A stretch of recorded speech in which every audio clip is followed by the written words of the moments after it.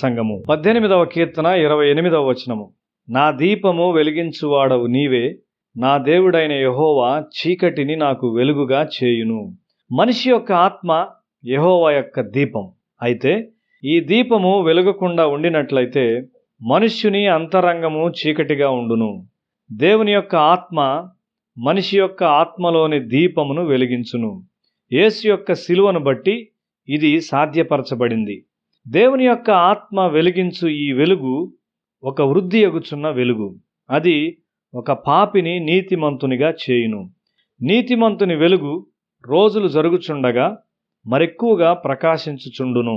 ఆ విధముగా అది మరి ఎక్కువ ప్రకాశించు జ్వాలగా అగును. దేవుడు తన శక్తిని అతనిలో పెట్టును. ఒక వ్యక్తి తనలో యోగ్యమైనది ఏదీ లేదని, తనలోని ప్రతి కణము కడగబడి దేవుని పరిశుద్ధపరచు అగ్నితో కాల్చబడవలసి ఉన్నదని గ్రహించినప్పుడు అతడు దేవునిపై పూర్తిగా ఆనుకొనును. అప్పుడు దేవుడు తన శక్తిని అతనిలో పెట్టుట ప్రారంభించును. మనలో కొంత మంచి ఉన్నదని ఆలోచించు స్వభావము మనము కలిగి ఉంటాము.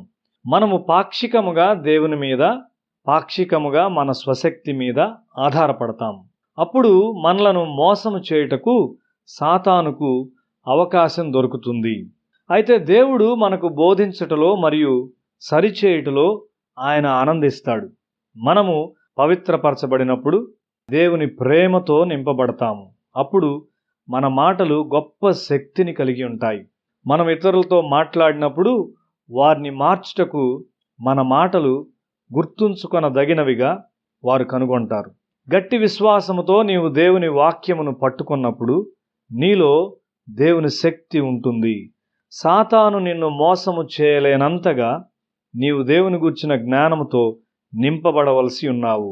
ఒక సంఘములోని చాలామంది సభ్యులు వాక్యమును నమ్మినప్పుడు అది శక్తివంతముగా ఉంటుంది. ఒక కుటుంబంలోని సభ్యులు వాక్యమును నమ్మువారైనప్పుడు ఆ గృహము శక్తివంతమైనదిగా ఉంటుంది. నీతో మాట్లాడుటకు మరియు నీవేదైనా ప్రమాదంలో ఉన్నప్పుడు నిన్ను హెచ్చరించుటకు అవకాశం కొరకు దేవుడు వెతుకుచున్నాడు. నీవు దేవుని వాక్యమును ధ్యానించినప్పుడు ఆయనకు ఈ అవకాశం దొరుకుతుంది. దేవుని వాక్యమును అనుసరించుట నీ ప్రధానమైన ప్రయత్నమై ఉండాలి.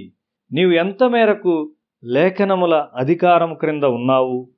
నీవు రక్షింపబడినప్పుడు పరిపూర్ణుడవయ్యావని అర్థం కాదు. పరిపూర్ణుడవగుటకు నీవు రక్షింపబడ్డావు. విశ్వాసము ద్వారా నీవు పవిత్రపరచబడి లోకము నుండి విడుదల చేయబడుచున్నావు.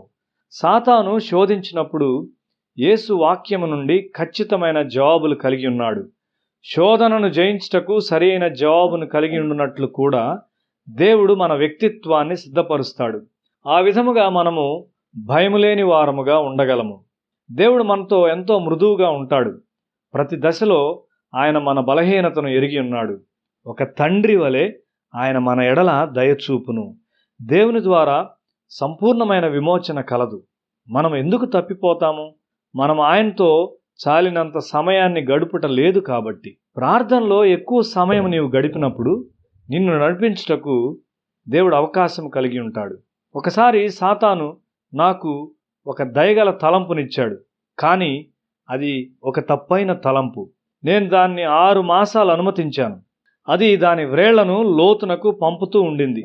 నేను కొన్ని దినములు ప్రార్థనలో గడిపినప్పుడు దేవుడు ఆ అవకాశాన్ని ఉపయోగించుకొని నేను తప్పైన తలంపు కలిగి ఉన్నానని నాకు చూపించి నా నుండి దాన్ని తీసివేశాడు.